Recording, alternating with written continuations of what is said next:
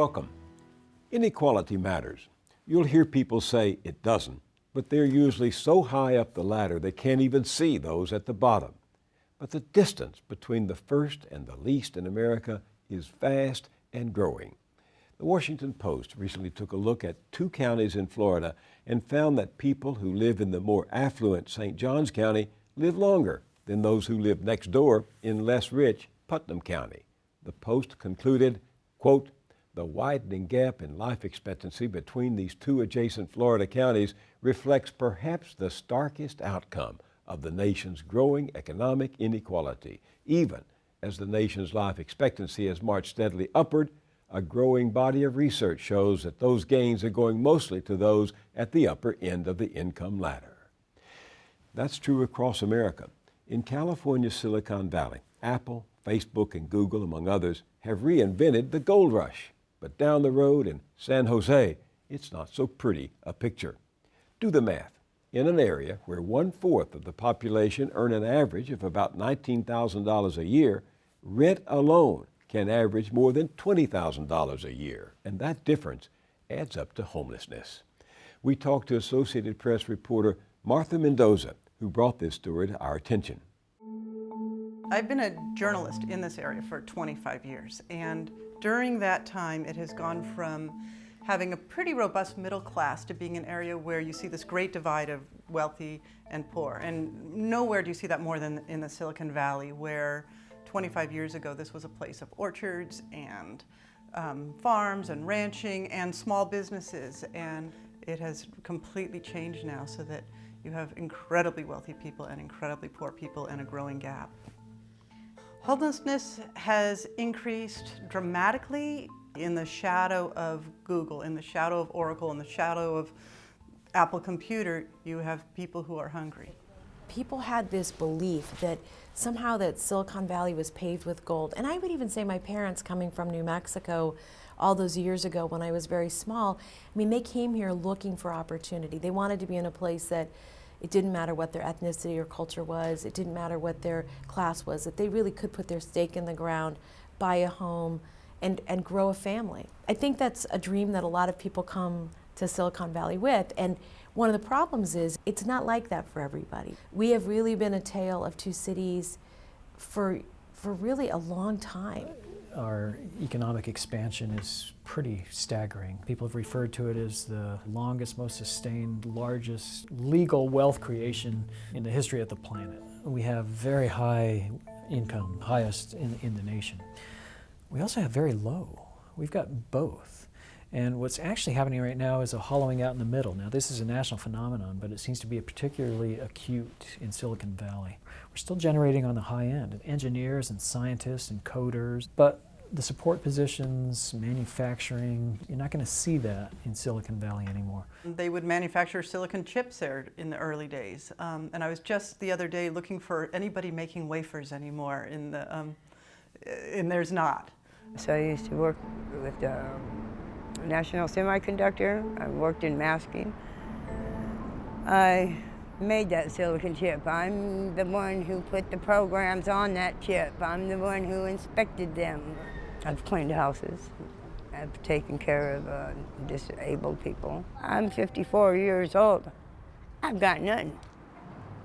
So what happened was in the Silicon Valley 15 years ago during the first boom, for every 5 jobs they were adding, they were building 2 units of housing.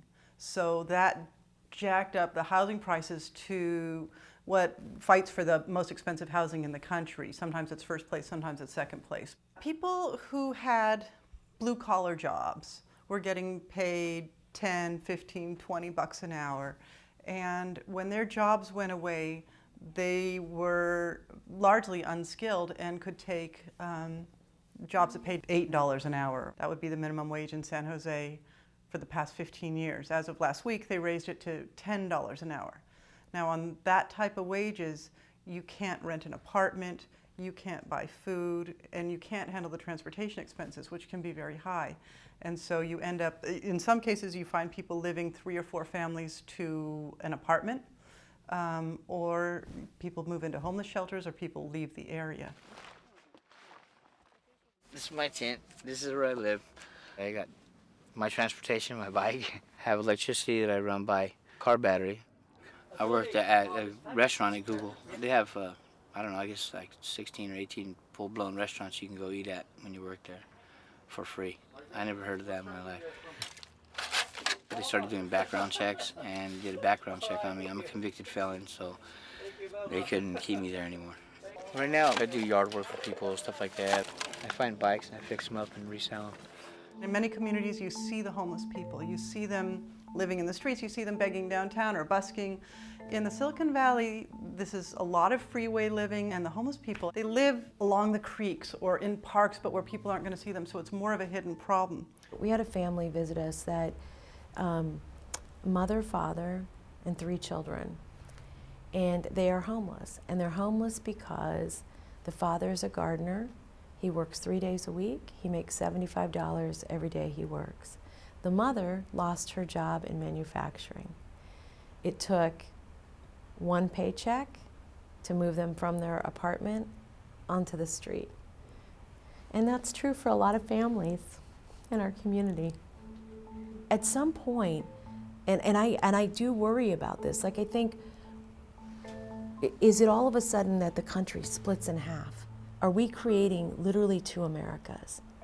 Silicon Valley has the brain power and has the risky personality to do some really innovative things when it comes to poverty. And I even think there's a will to do this, but I think that there is a lack of awareness and hopefully a growing awareness, because I do think that there's been brilliance out of that region that has changed the world. So wouldn't it be something if that area could also be the one that sparks the brilliance that starts to solve this really major problem?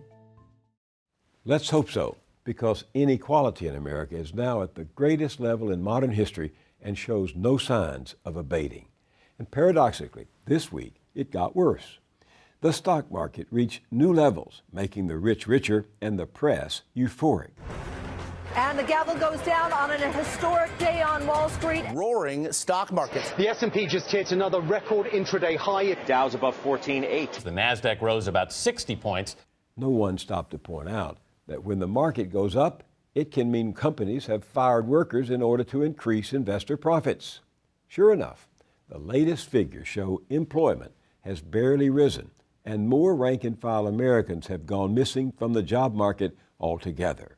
The Commerce Department reports that personal income fell 3.6% in January. That's the sharpest one-month dive in 20 years. It sure seems like the Roaring '20s all over again. People at the top living it up while those down below lose their livelihood. Which brings us to our nation's capital, rich in alabaster symbols of representative government, yet shamelessly cynical in writing laws and bending rules to favor the 1%, and that includes the tax code. So on Monday, when you send in your tax returns, think about this. Corporate profits are at record highs, but have those companies invested that money in new jobs? No. Did they at least give their workers a bump in pay? Hardly. Surely they shelled out a little more in taxes to help refurbish the social structure, the highways, bridges, schools, libraries, and parks where they do business. Yes, again. Corporations are sitting on $1.7 trillion of cash. Look at this report just published by PIRG, the Public Interest Research Group, on how average citizens and small businesses have to make up the $90 billion giant companies save by shifting profits to offshore tax havens. Among the 83 publicly traded corporations named, Pfizer, which for the past 5 years reported no taxable income in the U.S., even as it made 40% of its sales here. Microsoft, which avoided $4.5 billion in taxes over 3 years by shifting its income to Puerto Rico. Citigroup, which maintains 20 subsidiaries in tax havens and has over $42.5 billion sitting offshore. Taxes collected here at home, zero.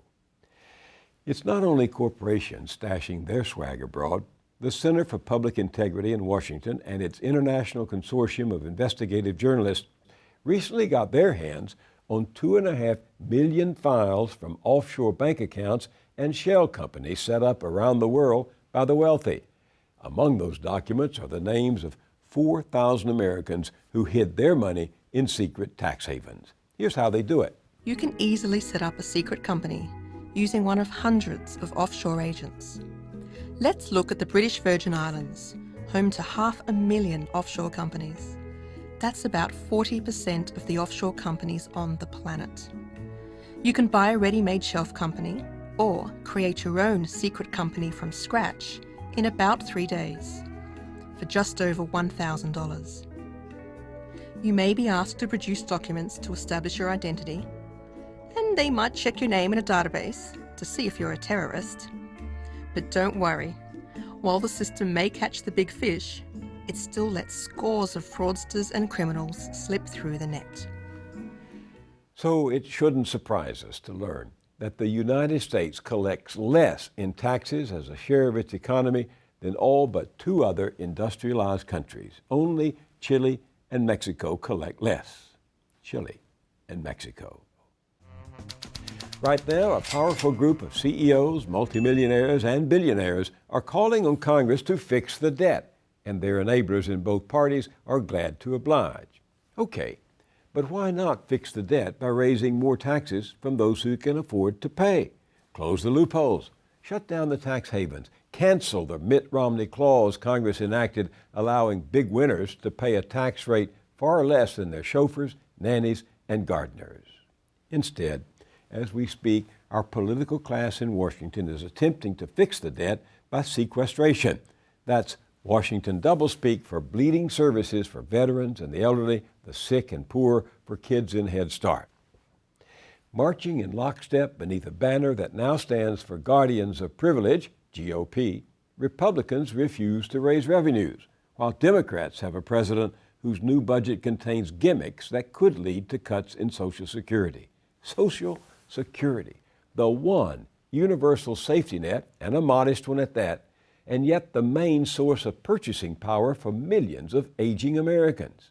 This from a Democrat, the heir of Franklin Delano Roosevelt, who pulled us to our feet when the Great Depression had America on its knees. This Social Security measure gives at least some protection to 30 million of our citizens who will reap direct benefits through unemployment compensation, through old age pensions, and through increased services for the protection of children and the prevention of ill health. But those were the days when our political system rallied to the defense of everyday Americans.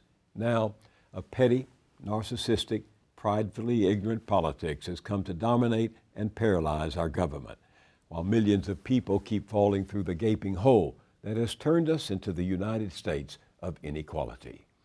Warren Buffett, the savviest capitalist of them all, may have written this era's epitaph. If there was a class war, my class won.